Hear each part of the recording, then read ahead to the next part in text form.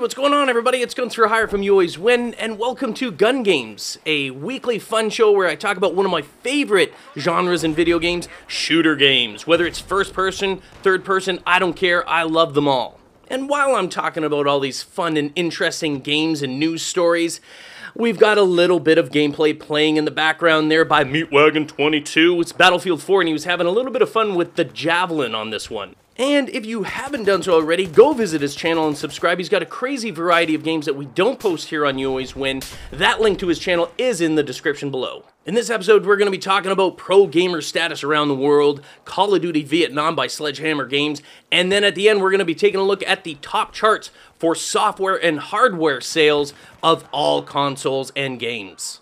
So, how do you feel about pro video gamers being deemed athletes? Well, whether you accept it or not is kind of irrelevant because at this point, the US government officially now sees pro video gamers as athletes. They can actually travel within the United States on the same visas given to professional athletes in other major sports. Now hold on there, how can a video gamer possibly meet the definition of an athlete? You know, when we look at that, I get it. I know what you're saying, and traditionally, and this is the problem a lot of times with government and with people, and maybe some of you as well, of accepting pro gamers as athletes. You know, typically we look at them as someone who plays or is good and trained at sports that require physical skill and strength. But the full definition of an athlete is, and I'll quote, a person who is trained or skilled in exercises, sports, or games requiring physical strength, agility, or stamina. Now granted, the level of agility and or stamina in this case of pro video gamers versus traditional athletes is going to be quite different, but it still applies in this case. Whether we're talking about the agility, eye-hand coordination, it still exists, just on a much smaller scale. And whether or not you or I actually support the idea of pro video gamers is irrelevant. They have a huge following, and as long as there are viewers, as long as there is an audience, it's not going away. In fact, it's getting even bigger. I mean, the salaries of the top-tier professional gamers are reaching 6 figures. Now, they're not near the ridiculous salaries of some other professional athletes, but they're certainly getting up there.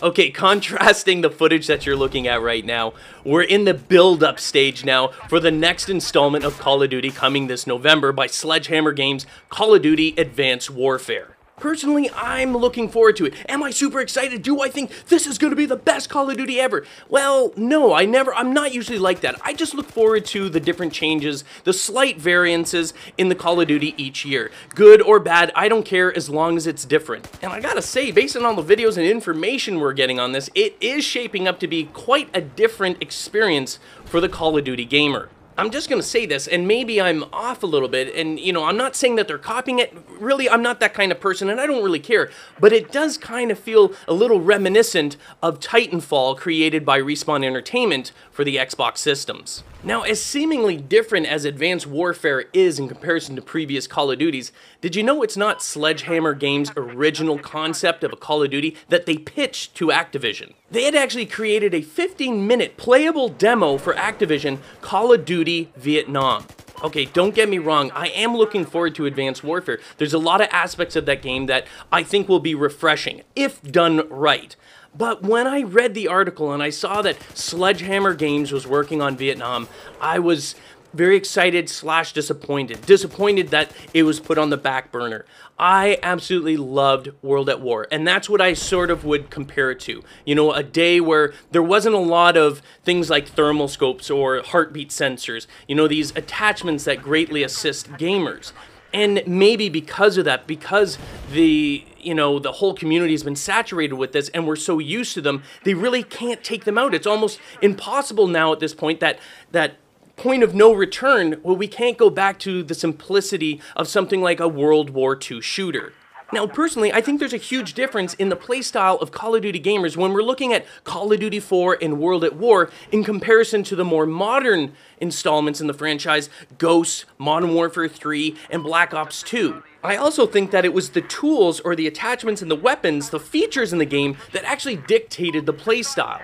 In Call of Duty 4 and World at War, there were attachments. You know, in World at War, there were like scopes. In Call of Duty 4, sure, they had like red dot, but nothing beyond those kind of scope activities. There weren't thermal scopes, there weren't heartbeat sensors.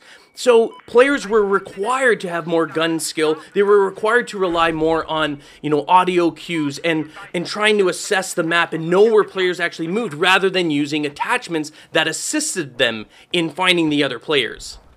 I don't know. Is it just me? I mean, is it impossible now? Can we actually go back? Do any of you actually want to go back to, you know, a World War II shooter or Vietnam or the, you know, Korean War? You know, all of those sort of things in there. Have we progressed Call of Duty to the point where, you know, we find it more fun? Remember, we're talking about video games. It's supposed to be fun. Maybe it's not as fun. You know, maybe players have more fun with these attachments. I don't know. Personally, I would love to go back to an older style Call of Duty. Alright, let's take a look at the global weekly charts for top-selling video game software and hardware courtesy of VG Charts.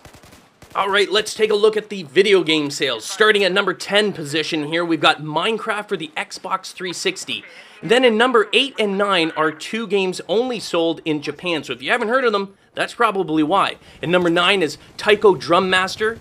8 is Kamen Rider, or Kamen Rider, I don't know. I think it's Kamen Rider Battle Ride War 2 for the PlayStation 3.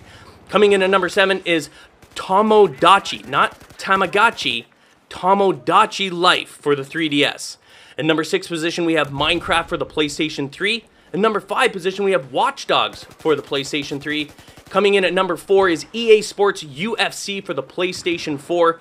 And number 3, we have, oh, Nintendo. You're always in the top 10, aren't you? Mario Kart 8 for the Wii U.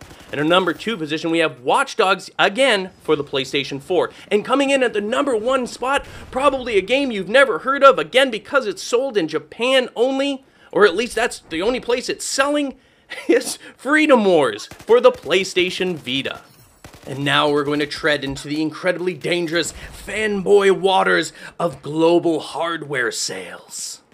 In 9th position, we have the Wii selling over 7,000 units, then the PSP at 8,000, the Xbox 360 at 33,000, PlayStation Vita at 43,000, the PlayStation 3 at 50,000, the Wii U at 60,000, Xbox One selling 65,000 units for a total of 4,763,000 units sold. The PlayStation 4 with 104,000 units, coming in at a total of 8,290,000 units. And the top-selling hardware platform, Nintendo, you've done it again. The Nintendo 3DS with 126,000 units sold for a total of 43,731,000 units sold. Good job, Nintendo. Well, that's it for this week's episode of Gun Games. I hope you guys enjoyed it, and if you did, please leave a like. Don't forget to follow me on Twitter as well. That link is in the description below, where you can just drop by, say hi, like, whoa, you're off your rocker, I totally disagree with you, this was the best Call of Duty ever, or I love this shooter game, have you tried this? Or if you've got something you'd like me to talk about in the next episode, just stop by Twitter. I'm always there, always listening, and I try and respond to as many people as possible. Thanks for watching, everyone.